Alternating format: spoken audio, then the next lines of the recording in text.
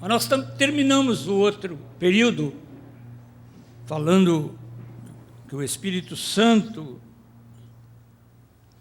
em nós é que nos introduz a todas as dimensões de nosso relacionamento filial com Deus.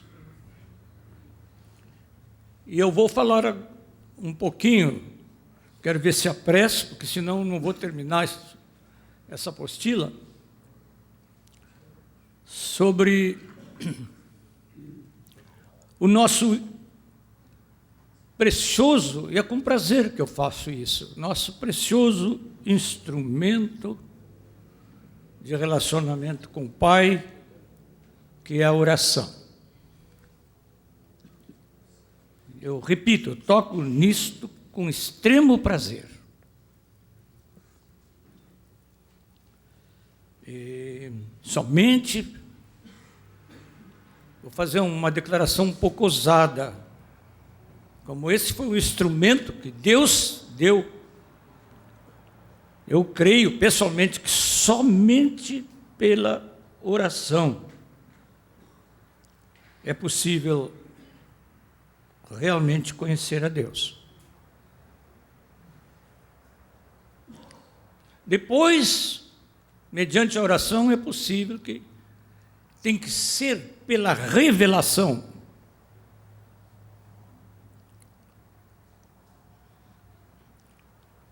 Nós temos uma palavra, diz que a vida eterna é esta, que te conheçam a ti, o único Deus verdadeiro, e a Jesus Cristo, a quem enviaste. Está lá em João, na oração já referida tantas vezes, João 17. Então, o nosso empenho deve ser, se a vida eterna é esta, saímos da dimensão do tempo e da nossa história para a eternidade, através da oração, nos é dado um mandamento: orai sem cessar. Vamos dizer juntos: oremos sem cessar. Oremos sem cessar. Alguém disse que a oração está para o nosso espírito como a respiração está para o nosso corpo. Na carta aos Efésios, Paulo nos diz, orando em todo o tempo no Espírito.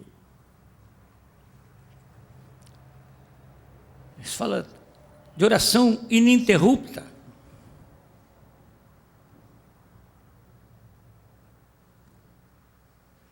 O que é isso?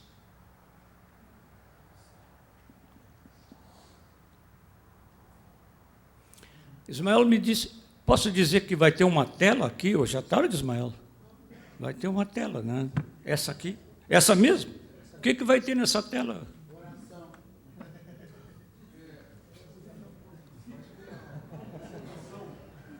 Apresentação de quê, Ismael?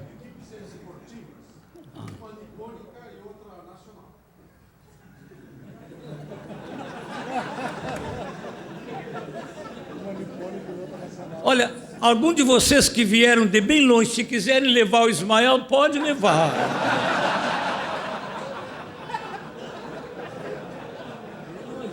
Nós outros, os pastores aqui, ficaremos muito felizes.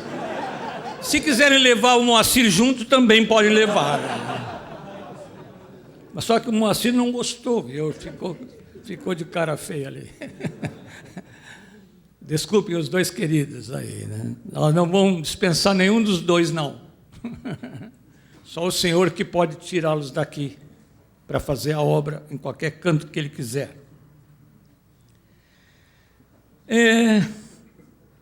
É possível ficar assistindo um jogo de futebol e continuar orando? Porque se não é possível, então nós não podemos ver o jogo de futebol. Porque temos mandamento.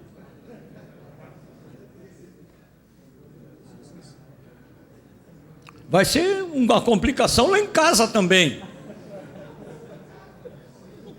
Vai ser uma complicação.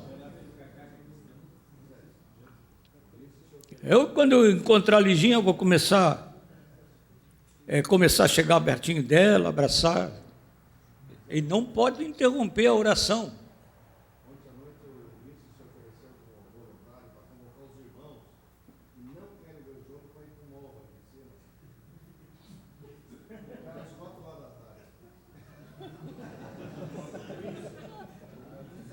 Esse é só para os espirituais. Entre aspas.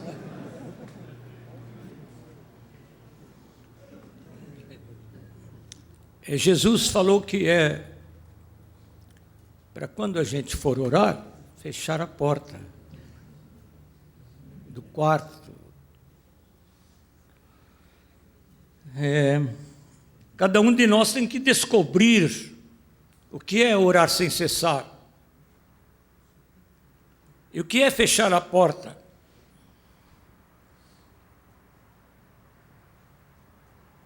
É possível fechar a porta no meio da multidão. Estou aprendendo isso. Sair no meio do bulício, você estar junto com o Pai. O ensino de Jesus sobre o quarto secreto, os irmãos depois podem ler no contexto, nela de Mateus 6, é para evitar qualquer exibicionismo de piedade farisaica.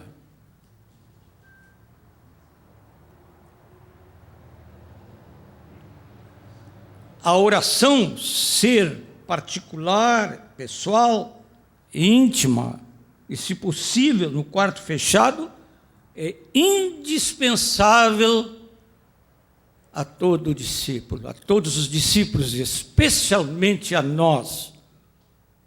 Indispensável. Eu não posso dizer, hoje não, estou muito ocupado. Erasmo fez referência aqui a Lutero. Já ouvi de outros irmãos que começaram a praticar o que Lutero praticava. E quanto mais ocupados estão, mais tempo tomam para a oração. Um dos meus colegas, pastores aqui em Porto Alegre, eu nunca ando com ele 10 minutos sem ouvi-lo orar no Espírito. Sempre está orando no Espírito. Sempre. Em todos os intervalos.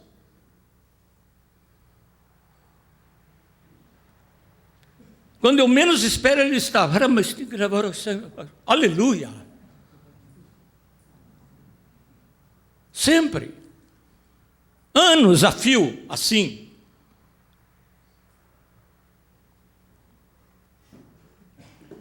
Eu me permito a essa altura um testemunho pessoal.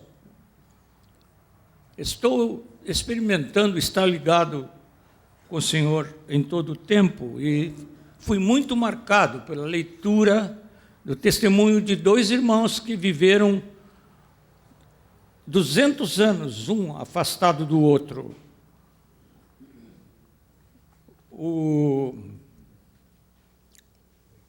irmão Lawrence, num cozinheiro por anos, num mosteiro,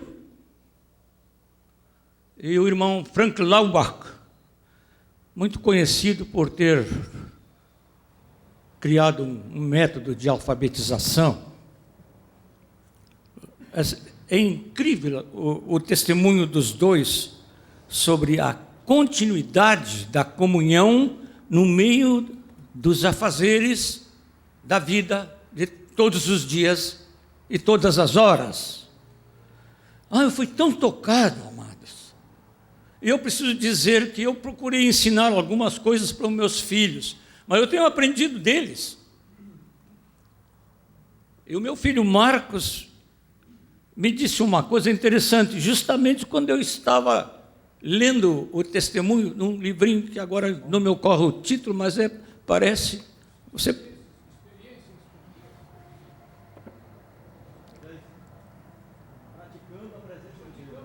Bom, não importa, depois os irmãos vão descobrir. Eu vou me lembrar e vou dar a informação correta. Mas eu recomendo a todos os irmãos. Aí quando eu estava lendo, falando com o Marcos, ao telefone, porque no computador ele é manso, mas eu sou selvagem, não consigo. Aí falando com ele ao telefone, ele me disse assim: pai, faz 2 anos que eu estou lendo esse livrinho. Eu disse, como? 2 anos lendo? Mas quantas linhas tu lês por dia? Eu disse, não, pai. Eu fiz a pergunta de propósito, para provocá-lo. Ele me disse, pai, eu estou lendo e relendo, e agora eu estou acompanhando passo a passo, tentando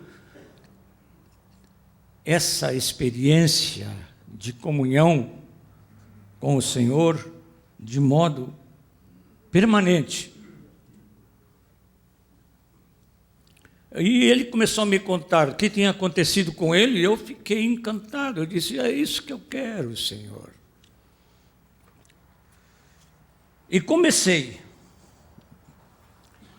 Eu só quero testemunhar o que aconteceu até agora com este pequeno servo. Aconteceu o seguinte. Primeiro, foi um alegre descobrimento de paz e confiança.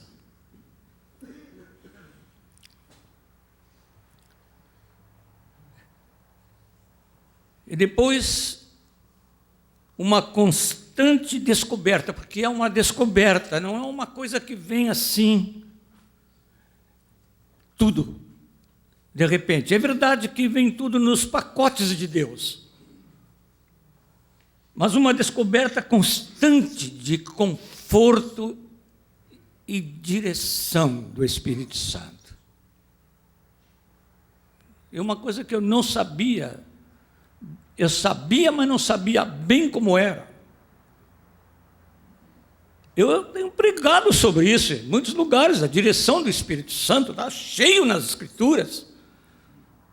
O problema é quando essa verdade de Deus fica na Escritura, mas não fica na gente.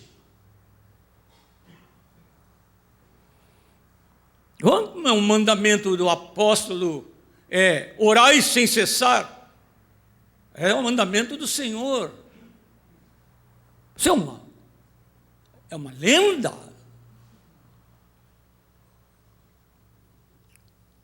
Isso é apenas um estímulo?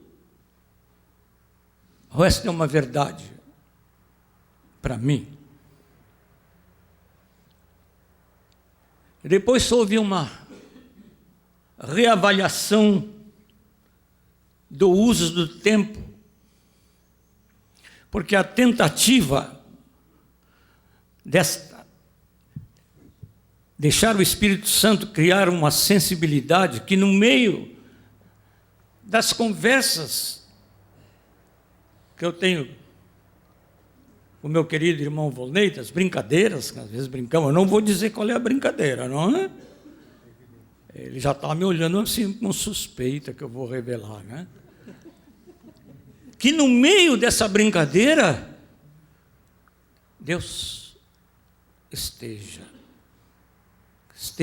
que o Senhor esteja no meio, esteja na minha relação com Ele, a relação dele comigo, e que a reação do meu irmão me ensine, que o Senhor use cada coisa, cada detalhe. Não é preciso ficar escrutinando e escrevendo sobre isso e querendo saber ao fim de dia como foi. Que você não vai ter tempo para fazer isso, porque vai continuar a relação e você nem vai ter tempo de ficar sempre reavaliando a relação. Você simplesmente tem uma relação. Será que estou sendo claro, meus irmãos?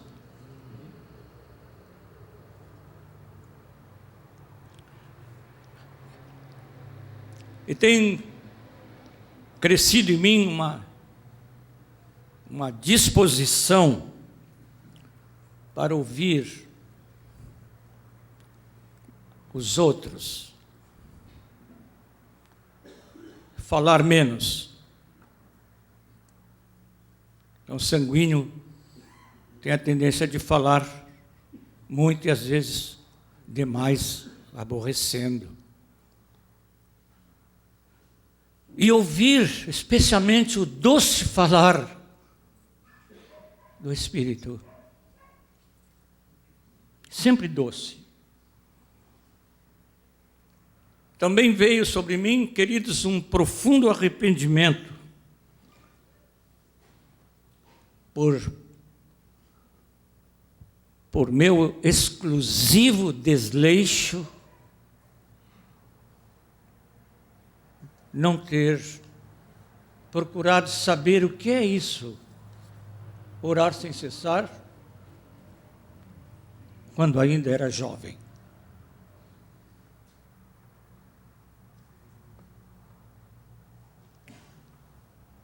E talvez por isso é que agora eu preciso buscar a graça que não tenho para dizer àquele irmão: levanta-te e anda.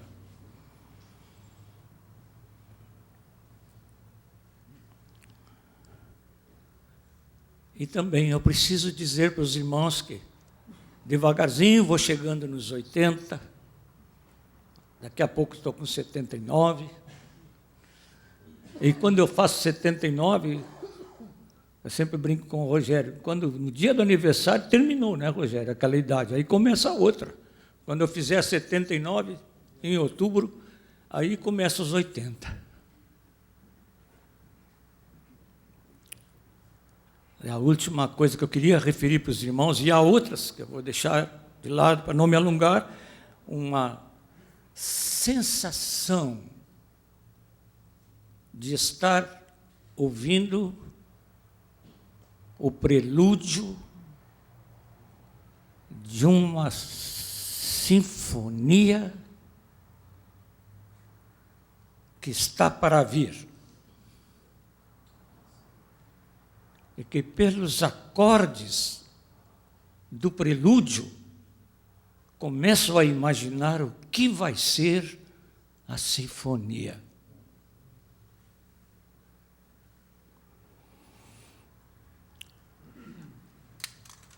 Ah, amados, vamos nos dar mais a oração.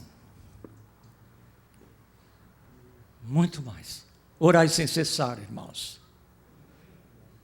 Orai sem cessar. Bendito seja Deus, que não me rejeita a oração, e nem aparta de mim a sua graça. E esse é o jeito que Deus tem para nós. O que nos falta? Deus tem esse meio para nos dar o que nos falta.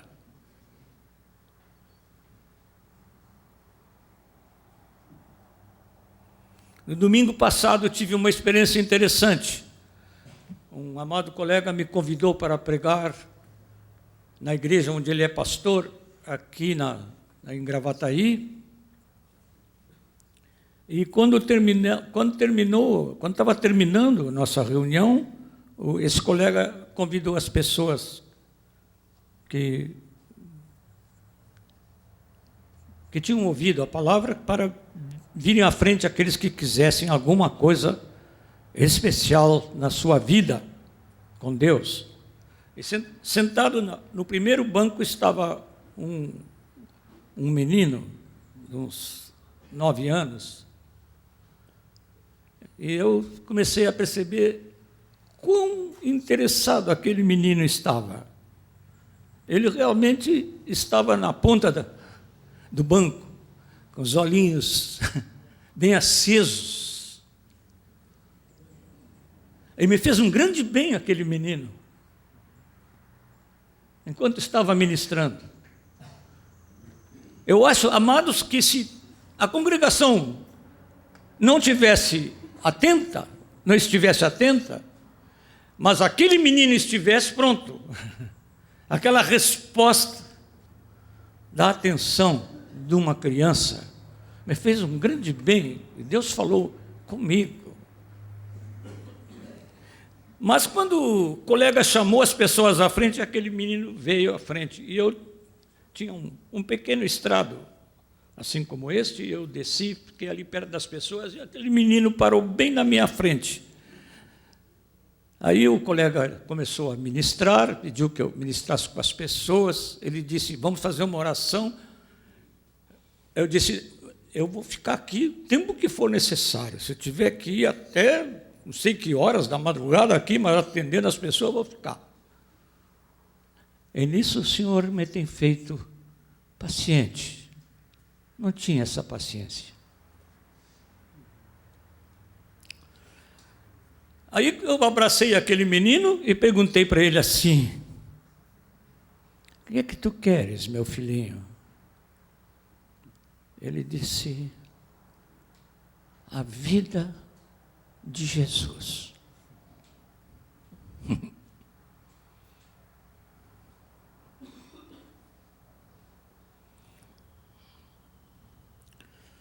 O Senhor faz-nos ter a vida de Jesus em nós.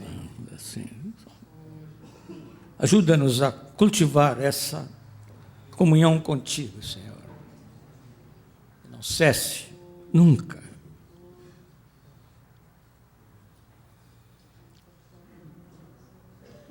Amém. Eu vou pedir que os irmãos podem ajudar a distribuir a apostila, porque daqui para frente nós vamos falar sobre o caráter do obreiro e eu quero fazê-lo com acompanhamento dos irmãos na apostila, porque tem um quadro que eu quero depois trazer para os irmãos, está na página 5 da apostila. Onde estão? Já estão distribuindo. Tá bem.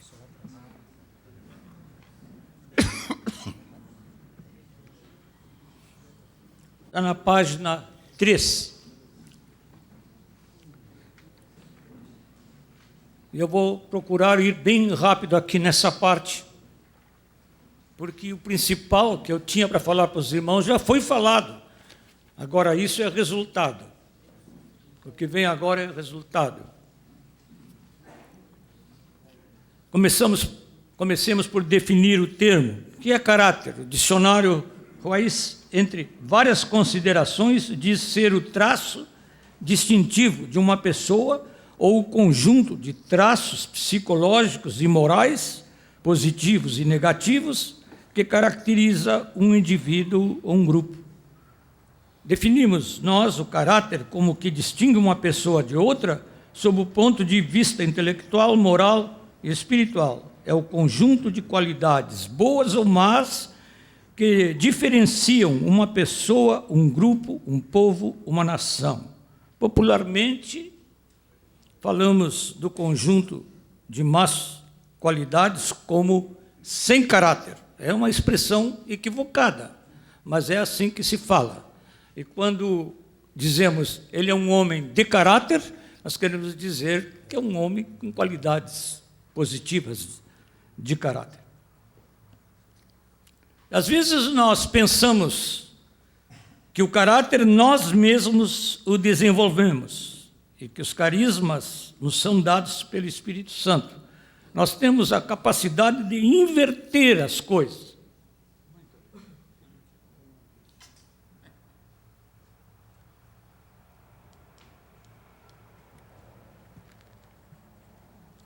Desculpem, ministração de velho é assim.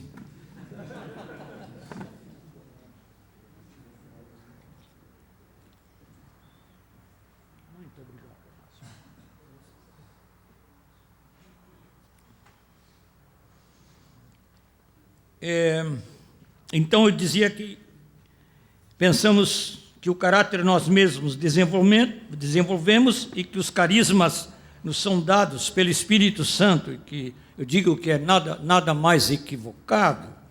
O caráter cristão, amor, alegria, paz, bondade, benignidade, longanimidade, fé, mansidão e domínio próprio, caráter é fruto do Espírito Santo.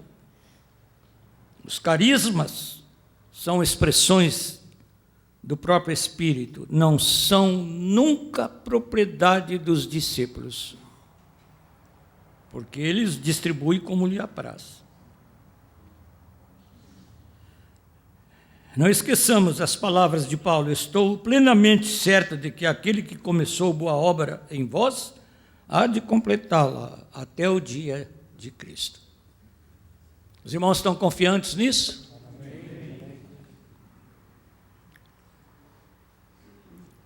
Há, de fato, dois movimentos, digo eu aí na apostila, que concretizam,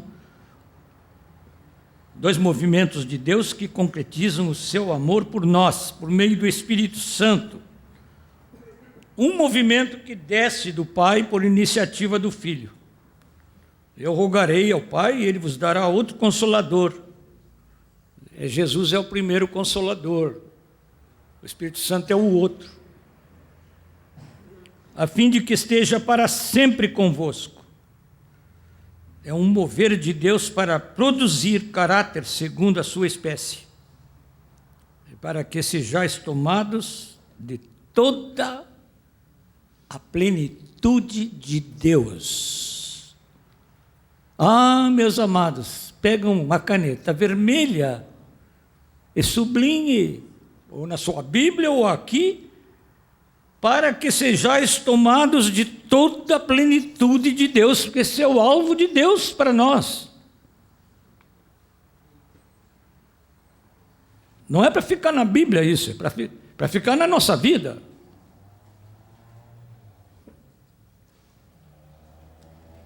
E um movimento que sobe ao Pai por iniciativa do Espírito.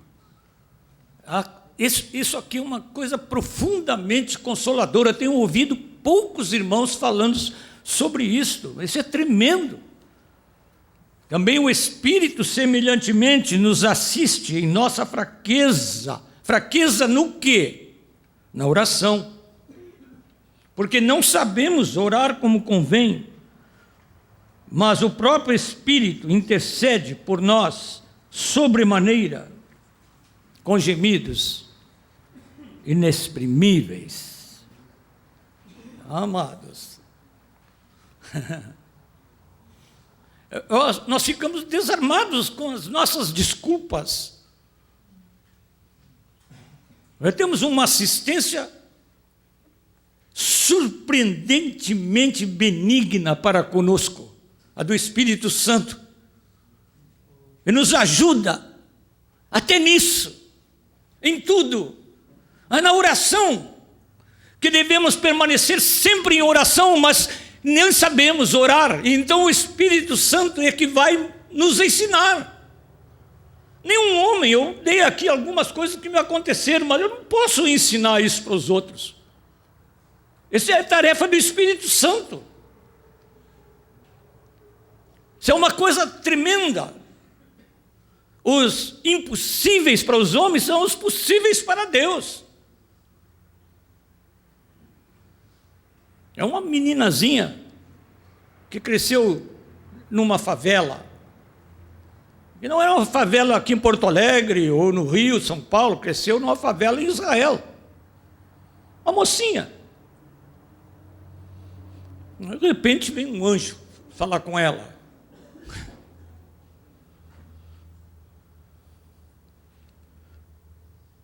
Olha, você vai ser mãe. Oh, mas tem uma dificuldade.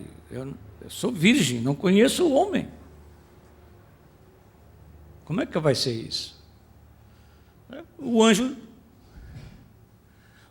usou as palavras que Jesus disse quando os discípulos ficaram impressionados, porque disse Jesus que era mais fácil entrar o camelo por o fundo de uma agulha do que um rico entrar no reino dos céus. Tem as interpretações por aí, desculpem meus irmãos dizer que interpretações bem de mente racional, querendo dizer que a agulha era uma portinha no muro, tirava a carga do camelo para o camelo passar, aí o camelo passava. Isso não é impossível, isso seria possível, o contexto nega isso. É agulha mesmo, eu garanto para os irmãos que lá na língua do original é uma agulha mesmo, não era uma agulha tão pequenininha, delicada como as de hoje, mas era uma agulha maior, grosseira, mas era agulha mesmo, para enfiar uma linha mesmo, de costura, e para passar um camelo mesmo, por o fundo de uma agulha mesmo. E a prova disso são as palavras de Jesus depois. Tem até comentários com essa invenção da portinha. Os irmãos podem ir descartando tal comentário, viu? Não tem nada de portinha. É agulha mesmo, senão Jesus não teria dito. Quando disse assim, então quem é que pode se salvar sendo rico? O que é impossível aos homens é possível para Deus. Pronto. Aí a menina só disse assim: aqui está a serva do Senhor, cumpra-se em mim conforme a sua vontade. Pronto.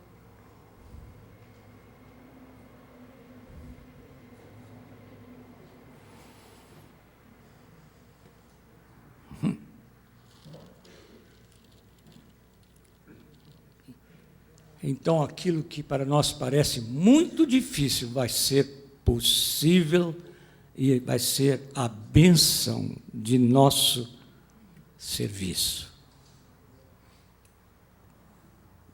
Orar sem cessar. Aí tem umas considerações sobre o caráter cristão, que eu digo é edificado pela palavra, a base da vida em Cristo. Só queria, não vou ler isso aí, não, os irmãos depois se exercitem na paciência lendo. Só dizer que Deus é antes de fazer, e nós temos que ser antes de fazer.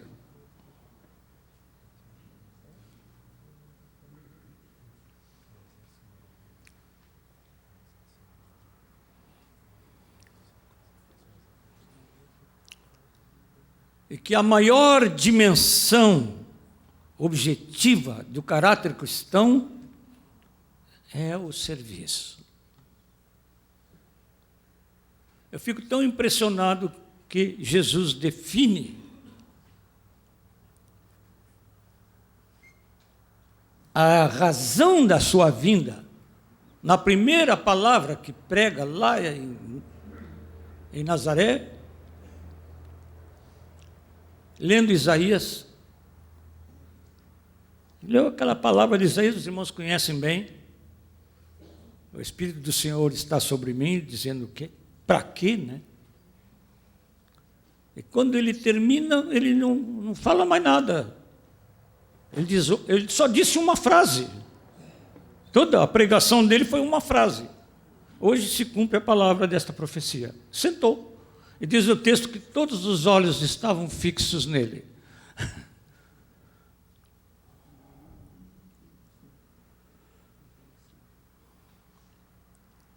Ele disse: o Filho do Homem não veio para ser servido, mas para servir e dar a sua vida em resgate de muitos.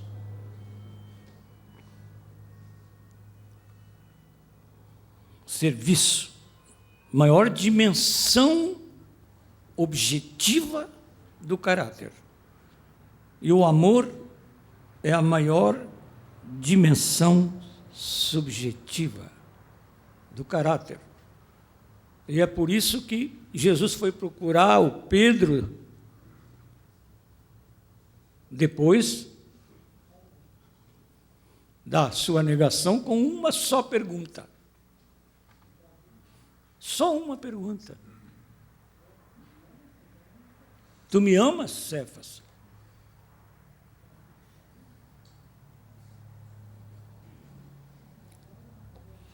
A única resposta era essa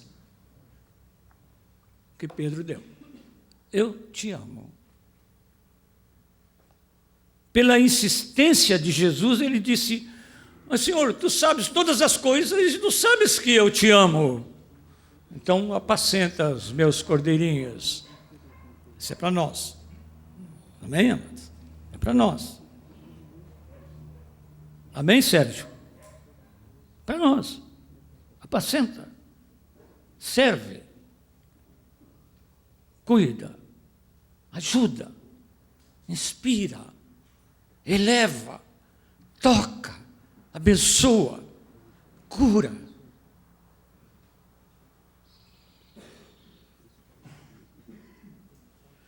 Aí na página 5, queridos, nós vamos mudar o nosso ritmo. Eu já pedi que um irmão me ajudasse na leitura dos textos para nós darmos uma olhadinha sobre como devem ser os discípulos. Eu coloquei discípulos porque os pastores, felizmente, também são discípulos. Todos nós somos discípulos. Aí na coluna da esquerda, como eles devem ser, e na outra, como não devem ser. Eu fiz um apanhado numa apostila velha que eu tinha, que me veio dos irmãos na Argentina. Eu tirei umas coisas e coloquei outras. E, para falar a verdade, eu não entendi algumas palavras deles. E a culpa disso, portanto, é a minha ignorância.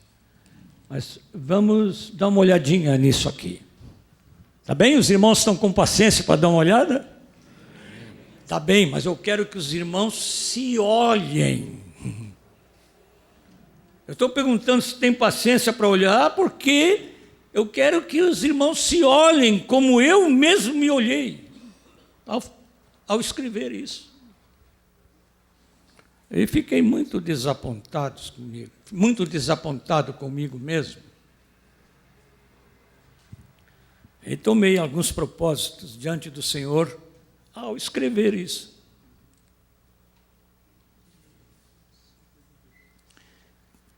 Como os discípulos devem ser?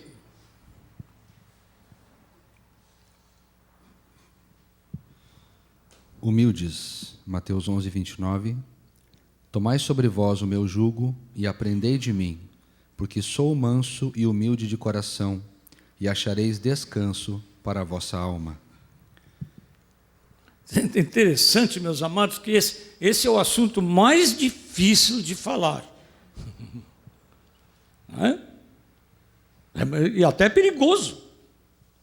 João Nelson me disse que tinha que falar sobre esse assunto. Eu digo: ai, misericórdia sobre ti, João Nelson. Porque não é porque eu não acho que ele é humilde, acho que ele é humilde. Mas é porque é difícil falar sobre esse assunto. Eu falei a alguns irmãos assim, individualmente ou como grupo, nós dissermos assim: Deus falou sobre o meu orgulho. Isso pode ser dito com verdadeira humildade, mas pode ser dito com orgulho de que Deus falou com ele, que é tão sensível que pode ouvir a voz de Deus. É perigoso, assunto perigoso.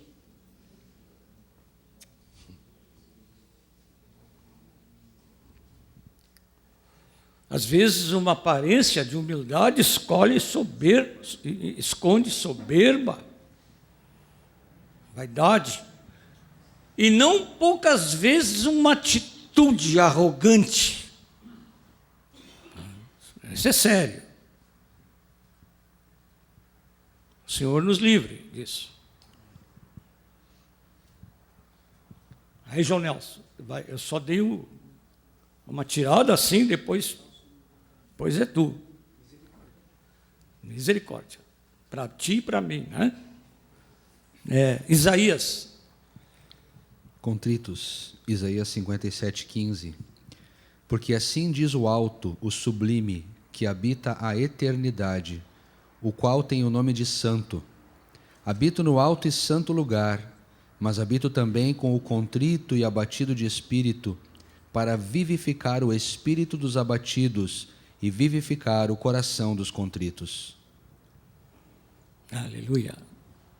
Quer dizer, Deus tem uma preferência de habitação, né?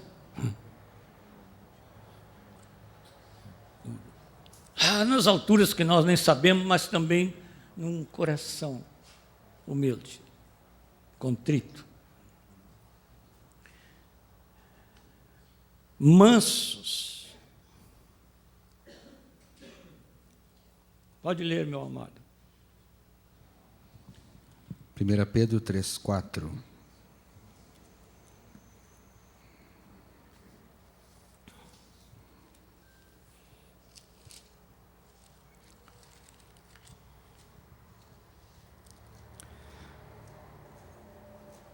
Seja, porém, o homem interior do coração, unido ao incorruptível trajo de um espírito manso e tranquilo, que é de grande valor diante de Deus. E pode ler 1 Pedro também 1,14. Obedientes.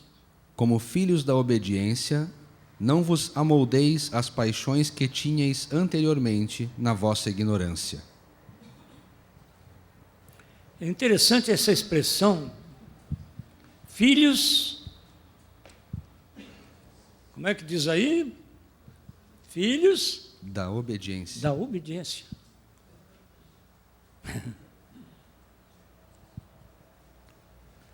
Os filhos de Deus são filhos da obediência. Não vou comentar essa parte negativa aqui, porque os irmãos têm aí no texto na sua frente. Não é preciso gastar tempo assim. Queremos saber como devemos ser. Pacientes, né? Pode ler, amado. 1 Coríntios 13:4. O amor é paciente, é benigno. O amor não arde em ciúmes, não se ufana, não se ensoberbece. Eu me recordo de uma vez que estávamos fazendo um teste, lendo esse pedacinho de 1 Coríntios 13, de 7 a 12, como é que é o amor, e era um grupo de pastores, e tinha um líder denominacional. Aí eu fiz uma pergunta retórica no fim de uns 3 ou 4 minutos, em que todos nós líamos o texto e eu tinha convidado para meditar sobre o amor é paciente, o amor não arde em ciúmes, o amor não se ufana, o amor não se ensoberbece. E quando terminamos aquele período, tinha um líder, eu fiz uma pergunta retórica, fiz uma pergunta assim, como é que os irmãos se sentiram? Eu não estava esperando que os irmãos fossem falar, era uma pergunta assim retórica. Aí se levantou um líder denominacional e muito sincero, ele disse assim, olha, num desses itens eu estou 70%, num outro 30%, e o resto daí para baixo. Ele falou na frente de todos nós. Fiquei encantado com meu irmão.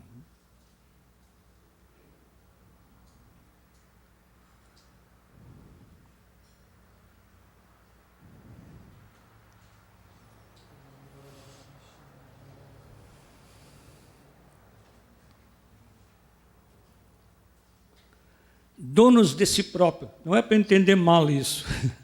O nosso dono é o Senhor, né? Mas vamos ler Tito 1:8.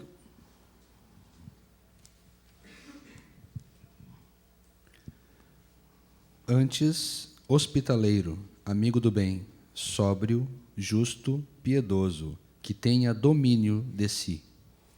É dono de si nesse sentido, que tenha domínio de si, né? Que seja, por isso, sóbrio. Em 2 Timóteo 1:7 também, irmão. Porque Deus não nos tem dado espírito de covardia, mas de poder, de amor e de moderação. Amáveis e benignos. Pode ler os dois textos, irmão.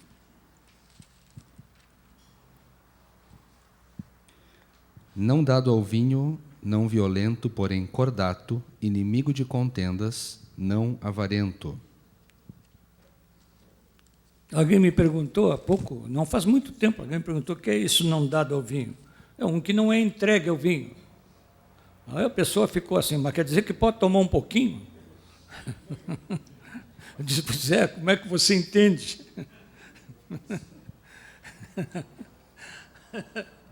Como é que você entende? Aí me perguntou, aí vem uma pergunta que na lógica se chama ad hominem, quer dizer contra o homem. Você bebe um pouco de vinho?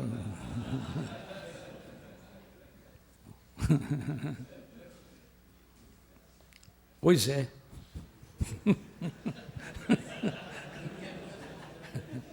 Pois é. Ah, Senhor. Pode ler o outro texto, irmão. Efésios 4:32.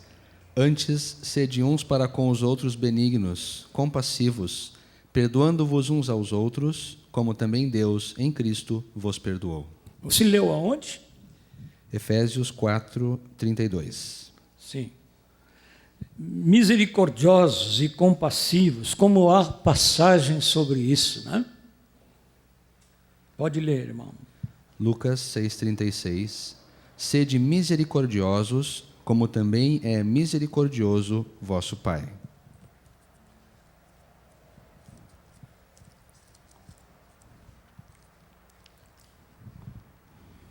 Primeira Pedro 3:8. Finalmente, sede todos de igual ânimo, compadecidos, fraternalmente amigos, misericordiosos, humildes. Sabe que essa palavra misericordioso inclui a palavra corda, que é coração. Coração. Coração. Essa palavra, misericordiosa. De vez em quando a gente ouve assim no meio do povo de Deus, então aconteceu uma coisa difícil com alguém, aí eles dizem, misericórdia. Ninguém pensa no coração. Nem sei o que pensa quando diz assim. Usamos muito essa palavra. Pode ir adiante, irmão. Cheios de amor, Colossenses 3:14. Acima de tudo isto, porém, esteja o amor, que é o vínculo da perfeição. Bondosos, Efésios 5:9. Porque o fruto da luz consiste em toda bondade e justiça e verdade.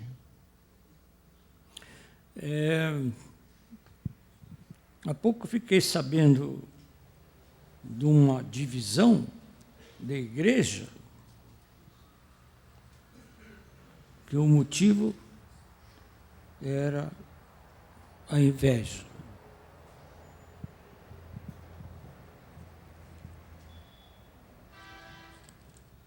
Coisa séria.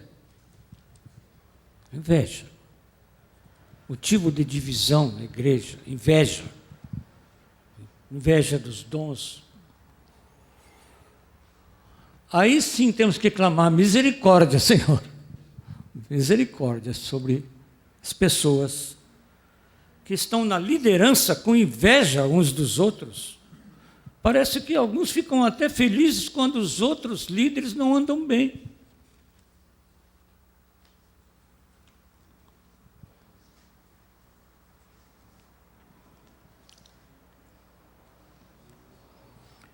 Respeitosos, corteses. 1 Pedro 2,17. Tratai todos com honra, amai os irmãos, temei a Deus, honrai o rei. Filipenses 4:8. Finalmente, irmãos, tudo que é verdadeiro, tudo que é respeitável, tudo que é justo. Filemão 4:8?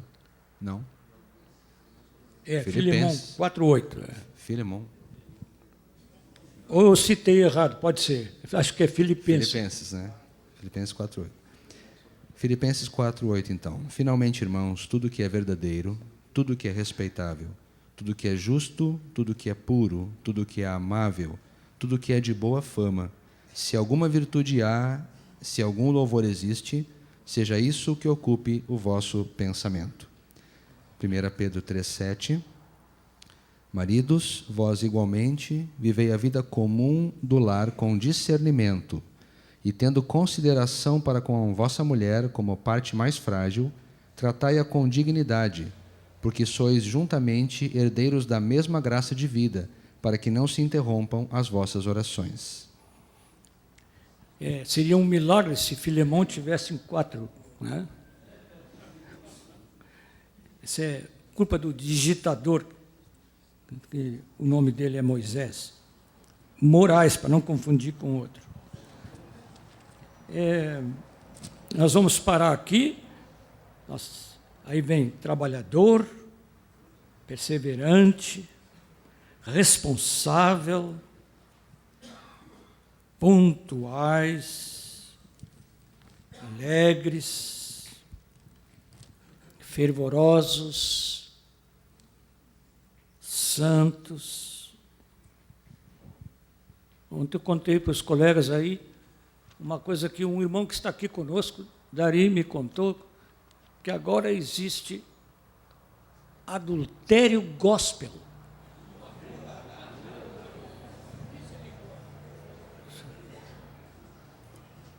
O que é isso?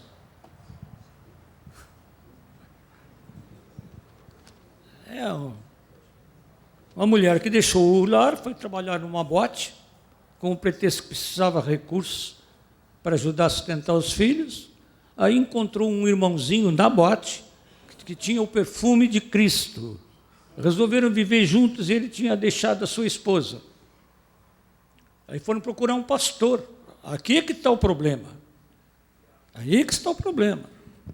E o pastor disse, ela está livre para casar com você, porque o marido dela está em adultério, porque o marido dessa mulher também estava com outra. Eu não vou dizer a denominação.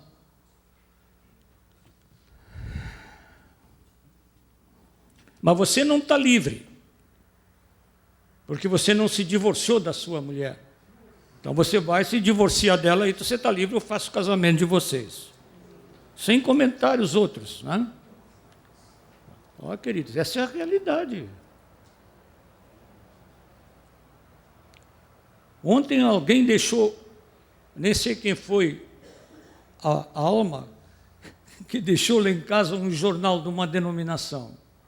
Aí tinha, quando eu cheguei, estava em cima da mesa. Aí tinha lá,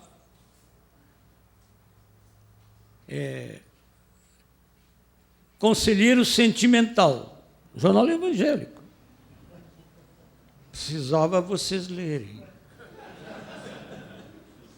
Uma outra coluna dizia assim,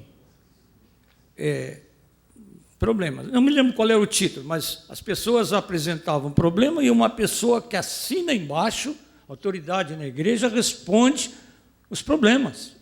Ah, meus queridos, que coisa! O que o Senhor diz? Eu sou evangélica, 33 anos, divorciada, e procuro parceiro que também seja evangélico.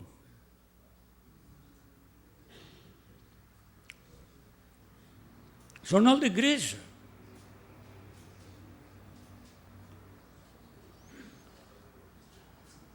Santos.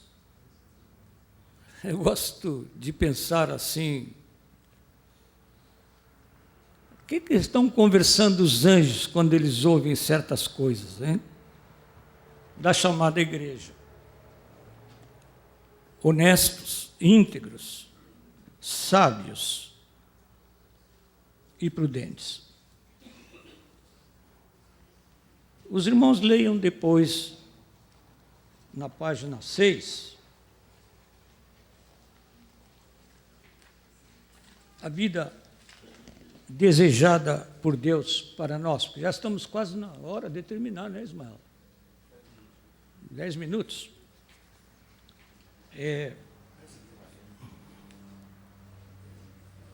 Mas eu queria que nós lêssemos Filipenses 1, 12 e 13.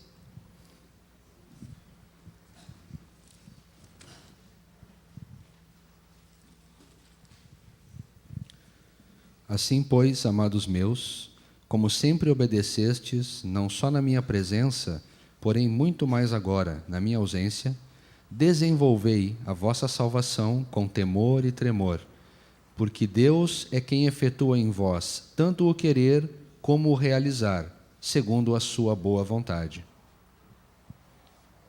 Deus mesmo que faz isso. Isso na carta aos Filipenses,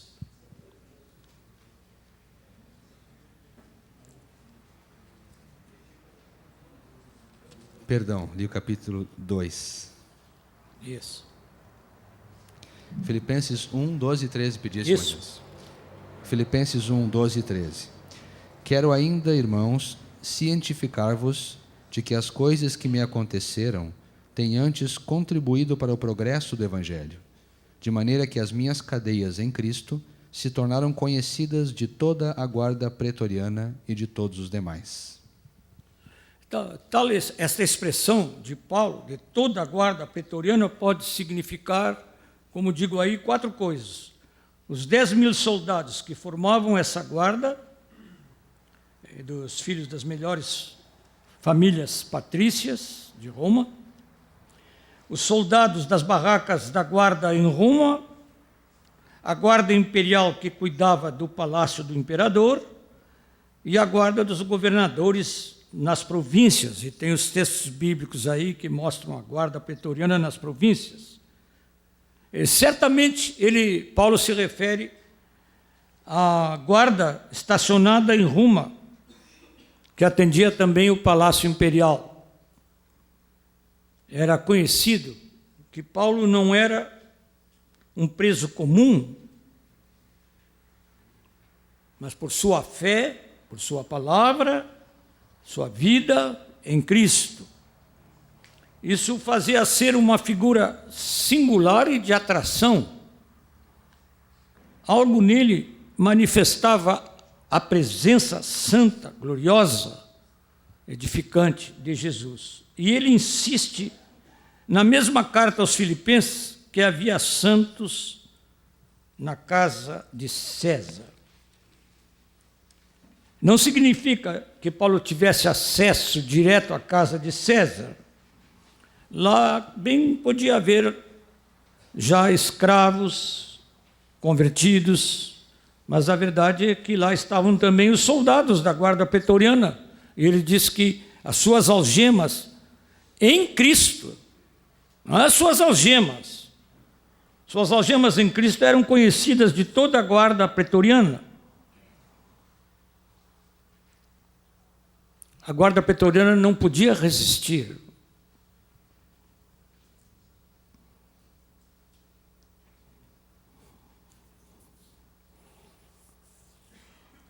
É possível que alguns irmãos se sintam algemados. Mais de uma vez eu já me senti assim. Não de uma forma cruenta, numa cadeia para criminosos, mas às vezes nós pensamos em nossas dificuldades, limitações, problemas, como sendo coisas de que nós queremos ficar livres. E não há nada de errado em pedir a liberdade dos problemas. Mas são essas algemas em Cristo?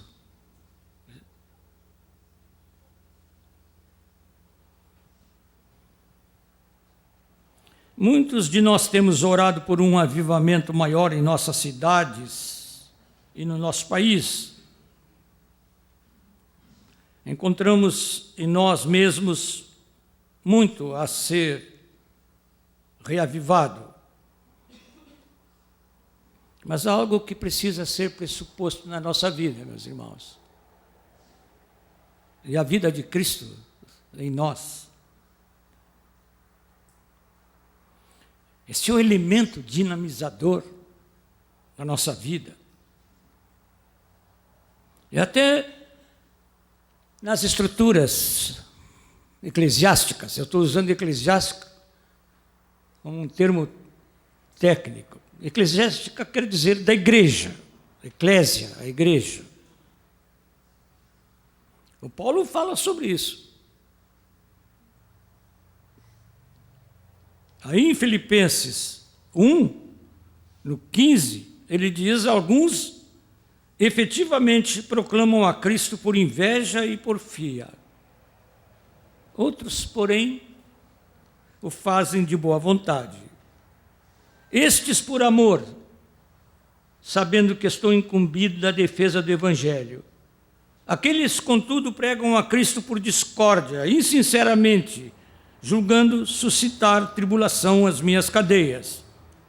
Aí Paulo faz uma pergunta tremenda. Ele pergunta: todavia, que importa? Uma vez que Cristo, de qualquer modo, está sendo pregado, quer por pretexto, quer por verdade, também com isto me regozijo. Sim, sempre me regozijarei. Aqui entramos num aspecto que trata da nossa atitude interior e de conduta em relação a outros obreiros, que não veem as coisas como nós as vemos, especialmente se eles não andam conosco. Há riscos nem sempre reconhecidos quanto a isso.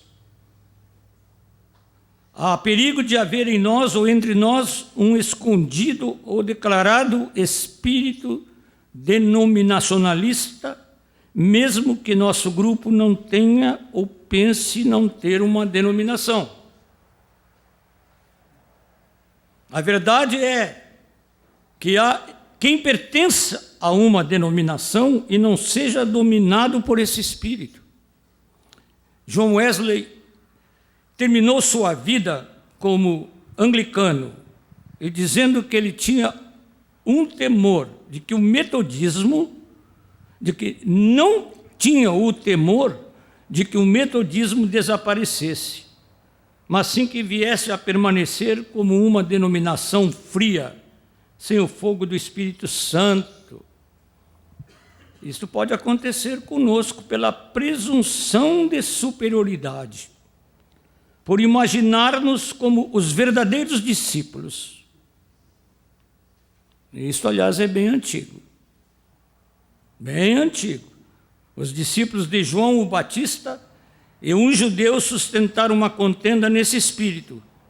Nós podemos ler a esse respeito em João 3, 22, 30.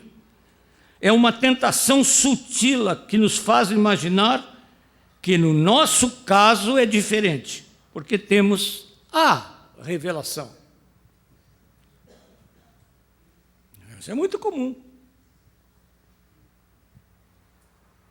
Há grande dano ao que o Senhor da igreja quer fazer em nosso meio quando limitamos ao nosso grupo, congregação ou ministérios a execução do serviço cristão, desconhecendo que em certas áreas podemos tanto ajudar como ser ajudados por outros irmãos. Há um exemplo clássico no próprio ministério de Jesus, está lá em Lucas 9, 49, 50. Seus discípulos chegaram a proibir certo homem de expulsar demônios em nome dele, em nome de Jesus. O homem fazia isso em nome de Jesus. E a razão que deram foi... Qual foi a razão? Porque não segue conosco. Cuidado, irmãos. Estava criada a primeira denominação, os expulsadores.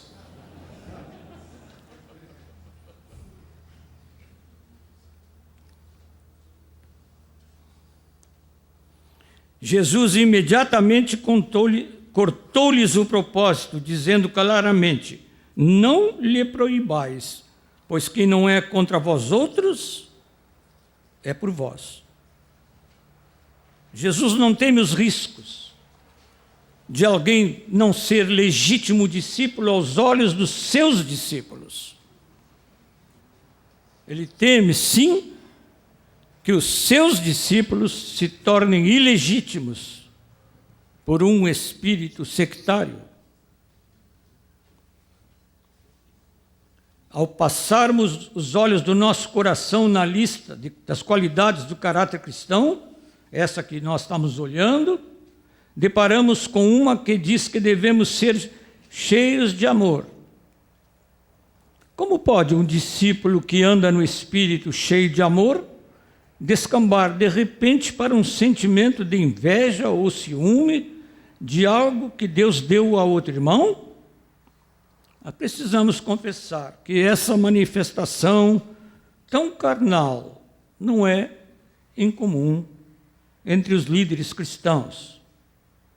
Até podemos pensar que já vencemos esse nível de carnalidade em relação a outros obreiros, mas nossos bons motivos para nos separarmos dos outros, motivos teológicos, práticos, pessoais, podem esconder um sutil temor de ficarmos menores em qualquer área de nosso serviço no reino. Será uma sórdida inveja que não expressa o amor e o reconhecimento que devemos ao grande eu sou, que distribui vida, dons, recursos, serviços, oportunidades, instrumentos, como lhe apraz. Amém, amados? Nosso retiro será uma bênção muito grande para a parte da igreja a que pertencemos. Se entre nós e para com irmãos próximos e distantes tivermos a atitude de Jeú para com Jonadab, quando saudando lhe perguntou: tens tu sincero o coração para comigo, como o meu o é para contigo? Respondeu Jonadab: tenho. Então falou Jeú assim: então, se tens, dá-me a tua mão. Esse texto foi usado por Wesley para um dos seus sermões notáveis, com o título de Espírito Católico, isto é, Espírito Universal. O Senhor nos ajude, meus irmãos. Coloquei aí o que me veio na hora que estava terminando essa apostila, bem apressado, que queria mandar para a Adriana para tirar as cópias. Senhor, mandaremos vir fogo sobre esses samaritanos? Que tal, Senhor? Sim, queridos discípulos, mas que seja o fogo do meu espírito. E no dia que eu estava terminando, foi interessante. Eu estava terminando a apostila, mas naquele dia eu amanheci com o velho hino cuja letra está aí nessa última folha. Mas eu conseguia ouvir o hino. Eu ouvia o hino.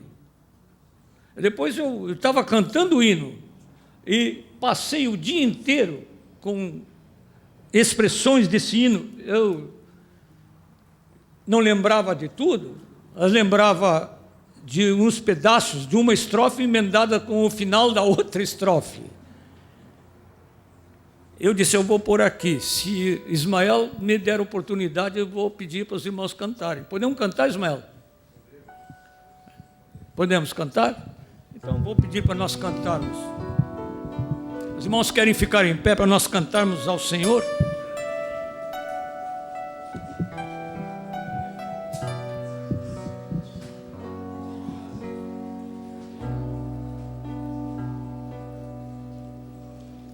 Ao Deus de Abraão, louvai,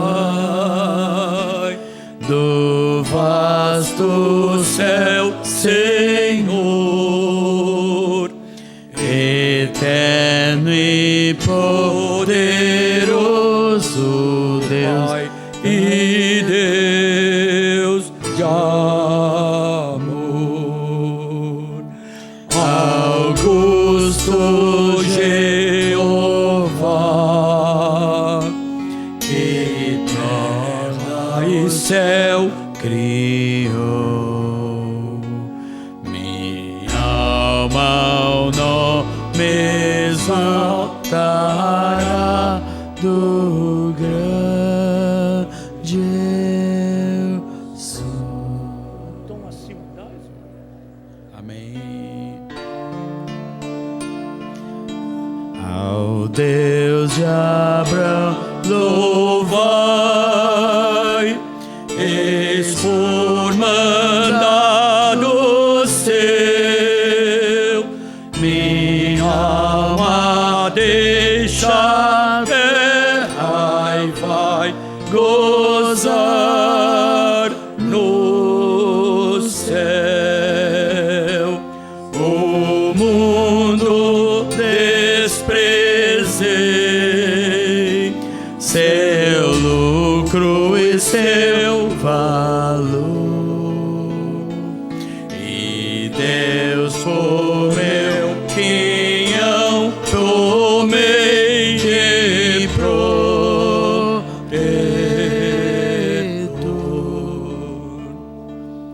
Meu guia Deus será, seu infinito amor, feliz em tudo me fará, por onde eu for. Tomou-me pela mão, nas trevas deu-me a luz, e dá-me eterna salvação que vem da cruz.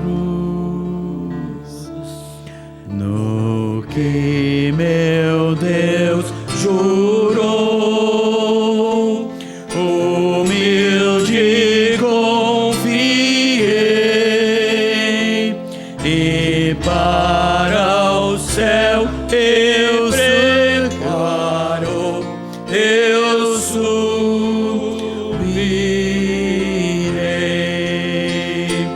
Sua face eu hei de ver, confiado em seu amor, e para sempre engrandecer o Redentor,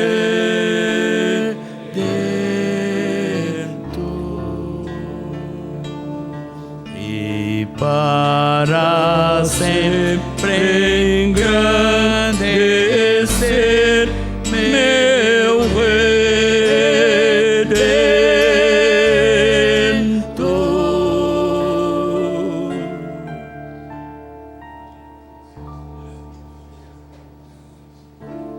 Que assim seja, Senhor, na vida de todos nós, como a vida daquele que foi teu amigo.